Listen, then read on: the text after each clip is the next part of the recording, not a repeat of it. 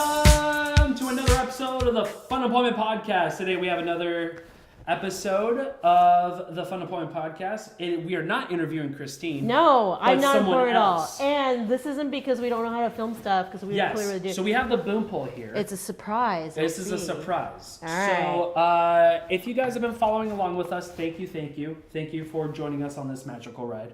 And we just had about 6 or 7 episodes already in the tank. And right now we are going to be talking to a very special guest who we're going to be calling in today. We are going to be calling in a guest. His name is Matthew Broussard. He's actually famous than all of us combined. He's like... All of us combined. He is more basically famous. An A-lister. Yeah, yes. He is an A-lister. He is a comedian based out of Los Angeles. Mm-hmm. And he's going to be calling in to chat with us about fun employment. And we don't know how this is going to work. This could potentially be a bad idea. It could. So, but we're going to try it out. We're going to try it. So. Yeah, play it through your speaker to the boom. Okay. That's my speaker. There you go. What's the seer? How's it going? Oh, hey! Hey! All right, so we're trying this thing where I have this, what is this called again? Megaphone? A megaphone. I have a megaphone, and we're going to see if it helps. How did you do it? So. There we go. Wait, talk. Talking. This is me talking. Sound quality. All right, I think we're just going to have to use the boom. Wait, how did you get it to work last time? So, hey, what's up, Matt? It's Adam. Hey, Adam, how's it going? It's going, man. It's going. Can you talk, brother? Yeah, this is me talking. Whoa! Voice. There you go. Hello, stream of consciousness. Well, that works. Words. Yeah, do it. Do that again. That worked really well. That's cool. Okay. Hey, are we peaking or anything? Do you know? Okay. There's a lot of feedback. Yeah, I think we're gonna have to just do. Yeah, we're just gonna do it non-megaphone. There's like a boom pointed at my phone, basically. Yeah. So it's gonna the be speaker is on that. on the bottom. Yeah. Okay, cool. All right. So Adam's gonna direct the whole interview, but we had to get you on here because you're basically an A-lister now, and so yeah. So we wanted. Yes, and so we wanted to use your fame to push the movie forward. We're just using you, Matt. Yeah. Yes, but I told Adam to do all our research. You haven't met him, but he wants to do podcast stuff, and he's really funny. And Nah, I'm not funny, but yeah, I'm not. You're funny. I'm not a Comedy Central roaster. Let's just say that. Thank you for knowing about me. The roasts are dope, man. I like those roasts. Those were hilarious. Those were rad. Especially you slamming Mike Lawrence too. God bless you. What's that? Especially you slamming Mike Lawrence too. God bless you. That was such a fun one. So you were part of the Fun Employment team with Christine. How did you get involved with Fun Employment? How did you get together with Christine and got the gig? I believe, correct me if I'm wrong, Christine reached out to me via probably Facebook at that time. yeah, maybe. How did that? Okay, no, you reached out to me first, but not about Fun Employment. You reached out to me, and it was about something like An Ira Glass quote, probably. Yeah, and it was something on the lines of that Don't quote that. you wanted to do more acting or some, who knows what it was, but you messaged me, and then when this came up, I was like, oh, I know the perfect person for this role, basically. So I didn't know at Rice that you did stand-up. Was that a thing that happened after Rice or before Rice? So we went to undergrad together. After I finished college. Yeah, so that's how we know each other. That's why I know a celebrity is because we went to undergrad together. So you were doing stand-up while you were at Rice? No, Matt? after. After. Yeah.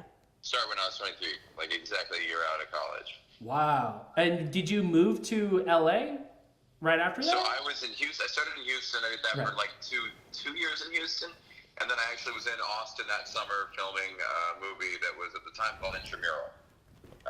Okay. And I was basically leaving that day to go to LA and got a call that They wanted me for that part in Austin, which filmed for like 5 or 6 weeks, a good long time. So I spent the summer in Austin on the way to move to LA. Right. Oh, was Intramural your first film then?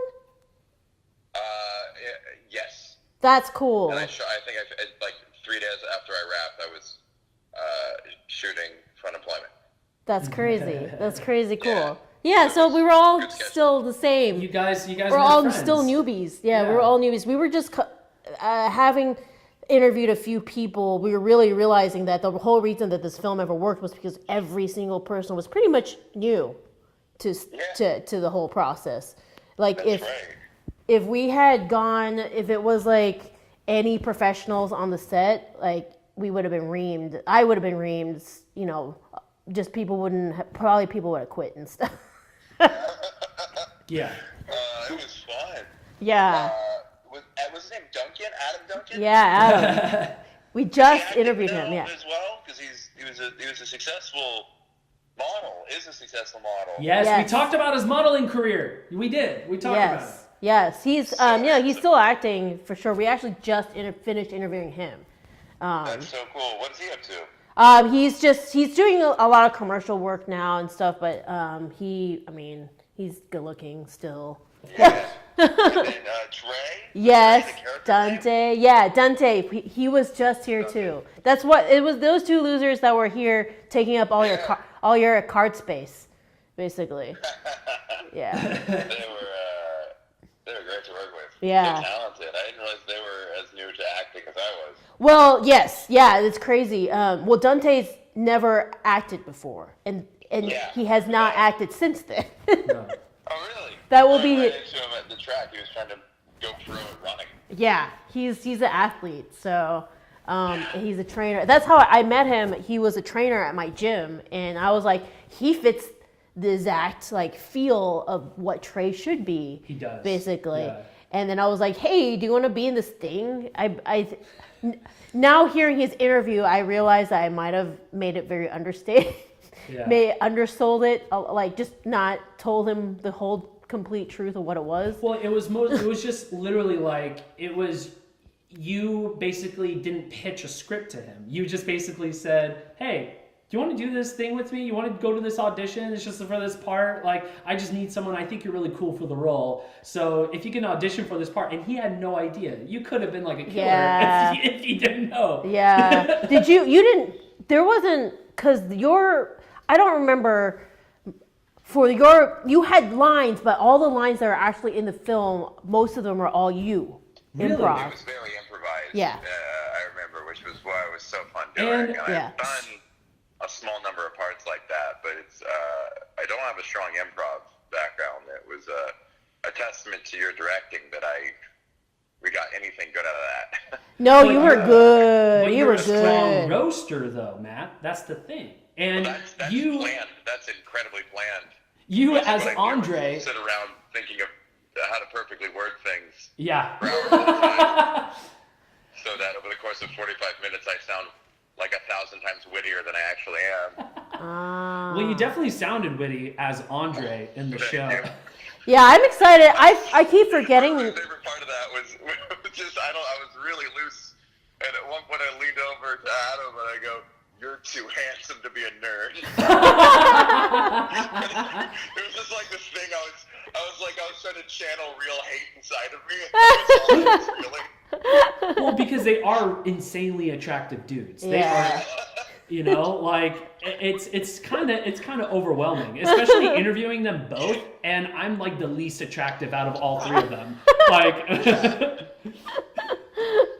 feeling, yeah. yeah, he knows it. He knows it.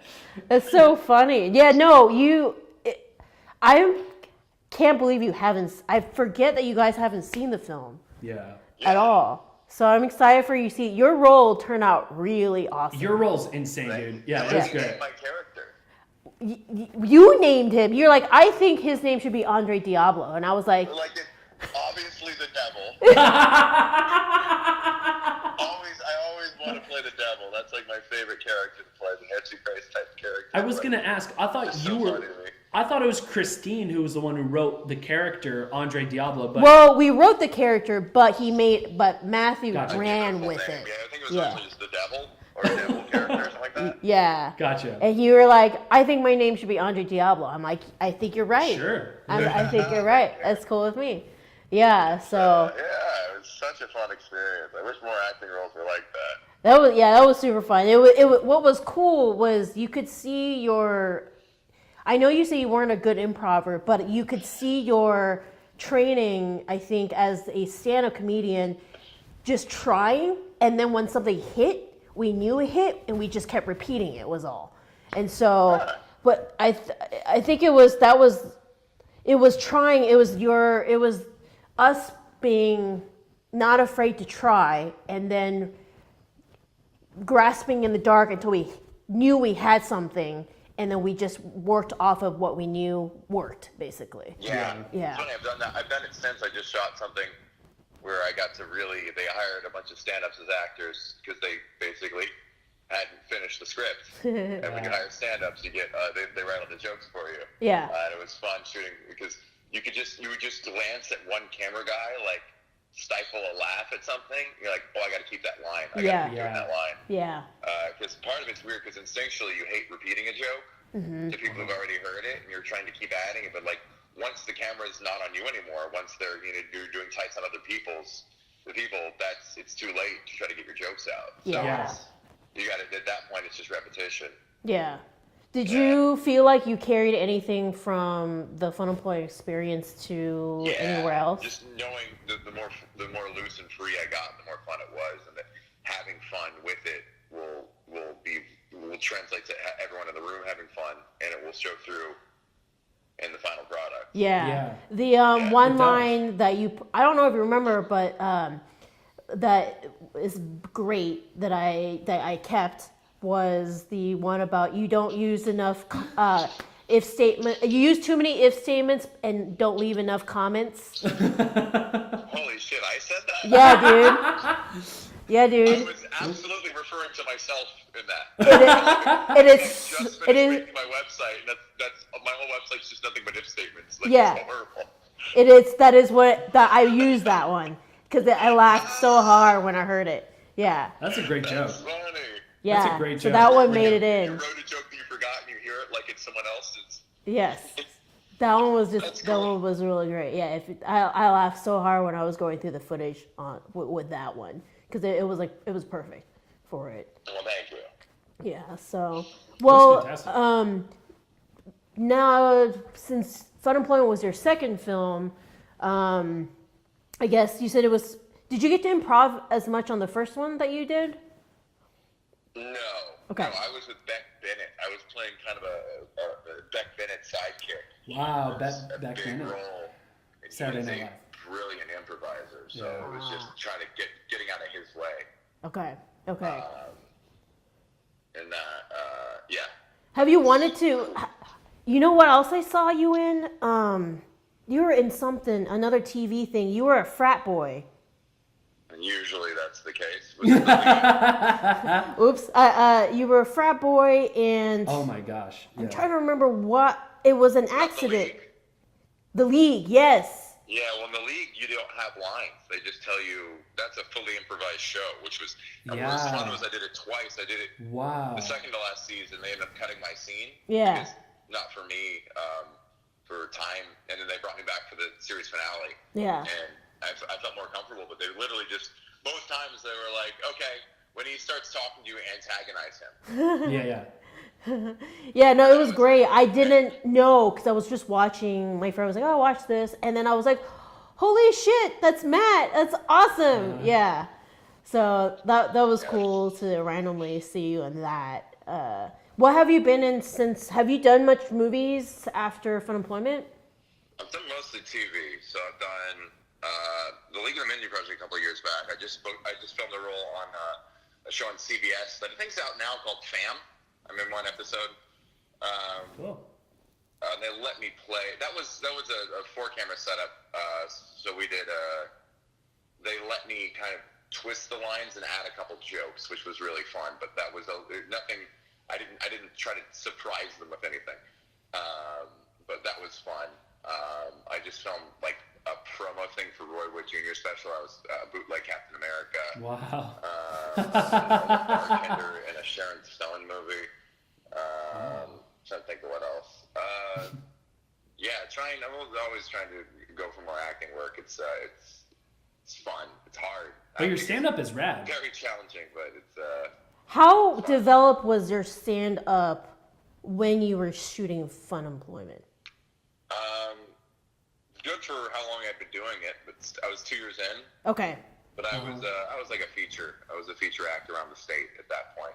And that was about it. I had a credit under my belt, but was about to move to pursue it full time and was starting to get booked for like colleges at that point. Okay. Yeah. No, nobody could play that role. Mm-hmm. Like you were perfect for that role. Right. Yeah. Just that like host, just like an asshole host. But what people. was great was your character beyond Andre Diablo, your regular person one. You're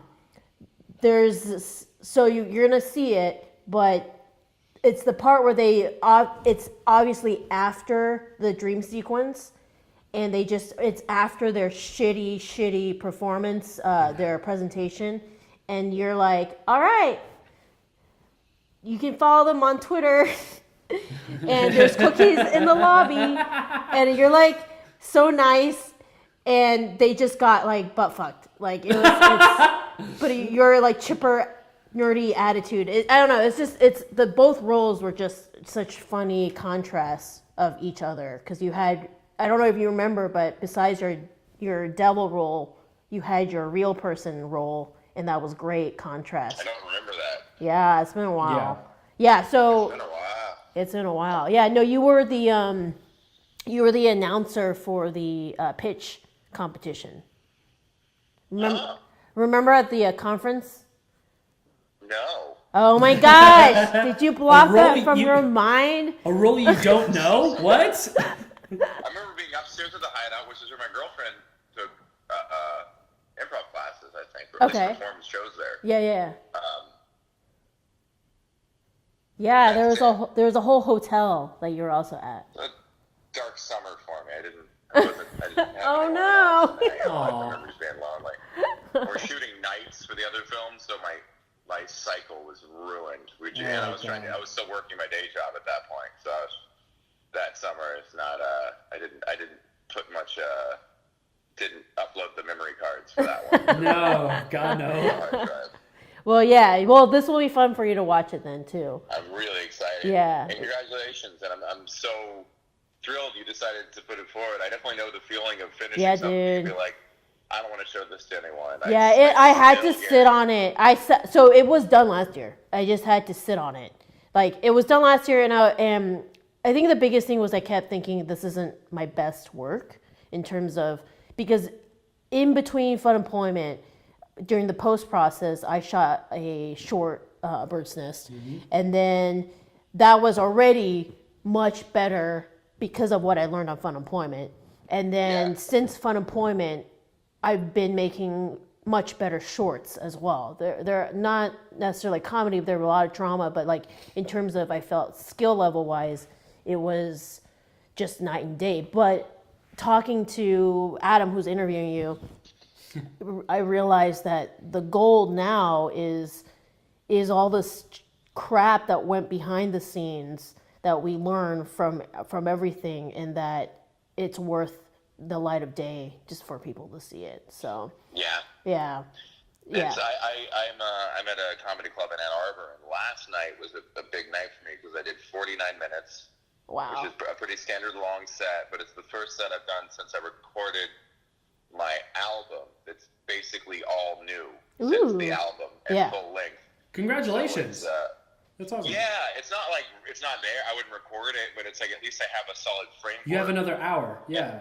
What's that? You have another hour under your belt, which is great. Another 45. Another 45, I should say. I never really finished the first hour. I just did an album, so I think the length of the album was 47 minutes. And the difference between 45 and an hour is like 30 minutes. It's crazy how long it takes to get those last 15 minutes in.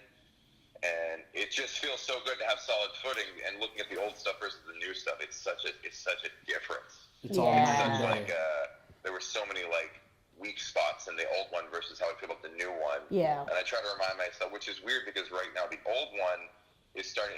Comedy Central shared a couple clips from it in the last few weeks, and those are circulating. So I'm getting feedback and some like light positive attention from people who are listening to the old stuff, which is cool because part of me is like, well, I have all this stuff now that I feel is better. Yes. But it's also weird being like, you like me for the stuff that I feel kind of above. Yeah. Listen to it, and I'm like, I'm. Wow. I can only see the weak points in that when I watch it. And maybe with a little more time, I could be like, this was good. This was, and the most important thing is at the time I made it, I believed in it. It was good. Yes, exactly. And I think that's what it took was going back and being like, wow, like at the time when we all made it, like I really believed in it, and now listening to people's interviews and stuff, like how everybody really believed in it too.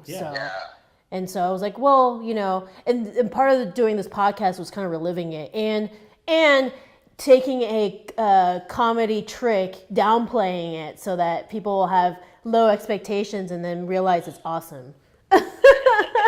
Right. There's something really satisfying about watching a freshman effort. Like some of my favorite albums, like comedy albums, are by, or even movies too, where there's something raw about it. There's maybe not the expertise, but the raw passion and a desire to prove yourself that always shines through in those kind of early efforts. Yeah. I think about movies like Mystery Clerks. Team is a great example of a movie that was just so fun to watch. Yeah. And I'm sure, are you familiar with it? Which one was it? It was Derek Comedy, so it was the trio was DC Pearson, Childish Gambino. Donald Yeah. Glover, and whoever the other one is. Mm-hmm. Yeah. And then Aubrey Plaza was in it, Bobby Moynihan, some other big names, and it was done with no expectation of a theatrical release. No. And I'm sure Donald Glover, stacking that up against Atlanta, Yeah. I feel weird about watching that Now again, he's but fucking superstar. Yeah. Yeah, but we were also back here talking about like Clerks too, Mallrats, all those little. Yeah, Clerks is a great example. Yeah. Clerks is an awesome example, especially. Well, I was basically this podcast. It like revolves around how Christine, well, more or less, but around how Christine was just an amateur, and everyone was an amateur. This was some of the people's first jobs. Yeah. Most of the people's first jobs was on FUNEMPLOYMENT.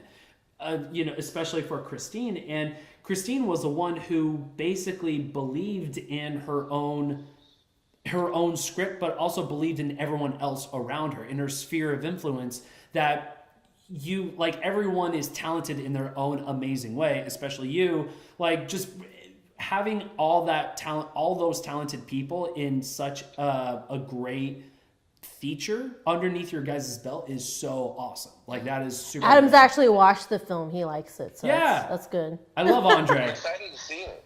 Yeah, but the Andre Diablo role is it's really funny. It's really, really funny. Thank you. Yeah. It was a creative. When I heard that there's a nightmare dream sequence where the devil antagonizes them, I couldn't think of anything more fun. Yeah. So creative. Well, I am a big fan of. I used to watch Shark Tank a lot, and it was just funny to be able to make a social, just ironic commentary, sarcasm thing against just parody of it.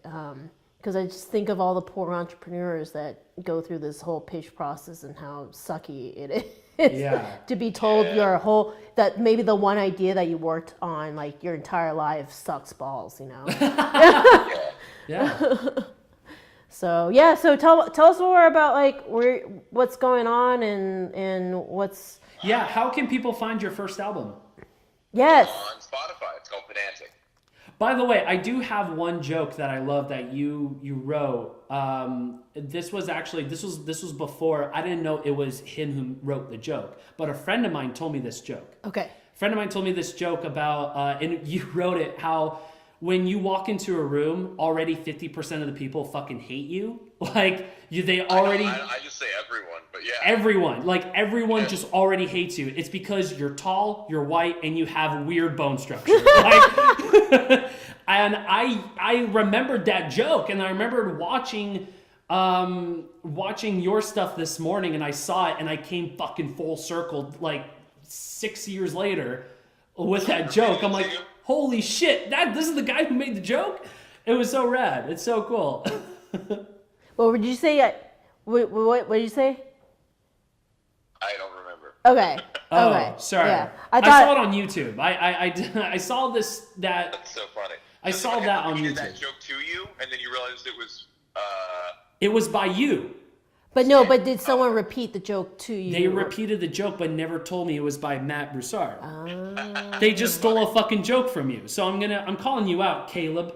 Hey man, it's out. It's in the ether, man. My best friend As long as I got Caleb. it You on- can fucking as long as I blame got it him. on film, That's cool. then it's everyone's. I feel. No, but it's a great I joke, can't claim man. it at that point. Yeah, and especially your spot on Conan too was hilarious. Yeah, I loved it. I loved it, man.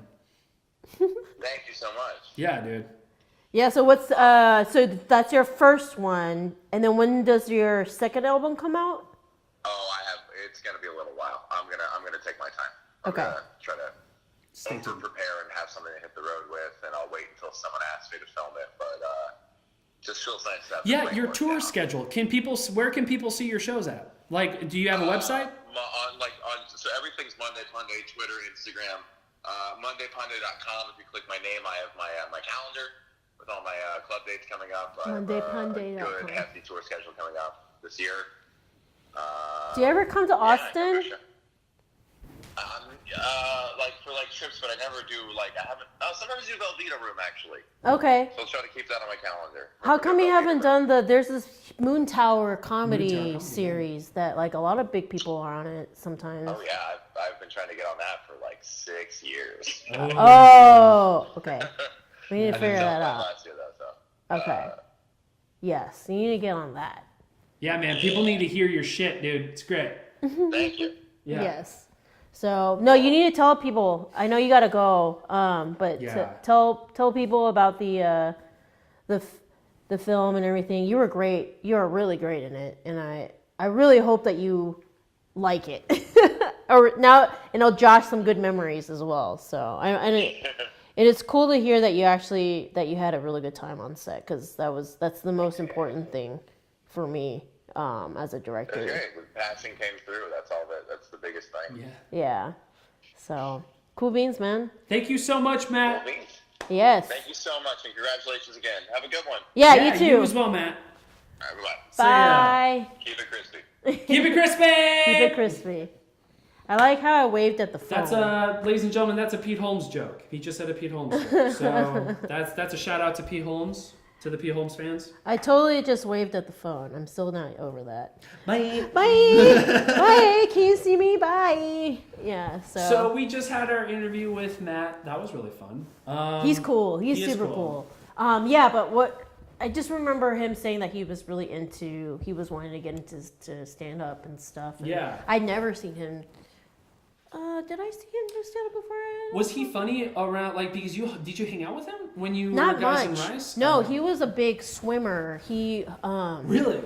He was a He's built like a swimmer. God damn. yeah. He was is- like whatever the school team and stuff like that and stuff like that. So he was an athlete. I don't know.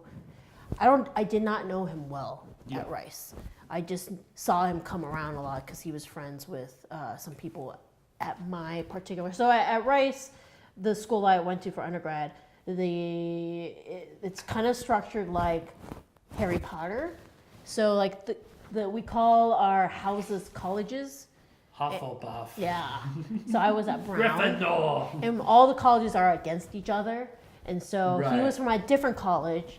And that's why I didn't hang out with him much. But he had friends at Brown, my college. And so I saw him a lot. Yeah. And yeah, he randomly messaged me one day and was like, hey, I'm getting into this film thing. I see that you're doing film.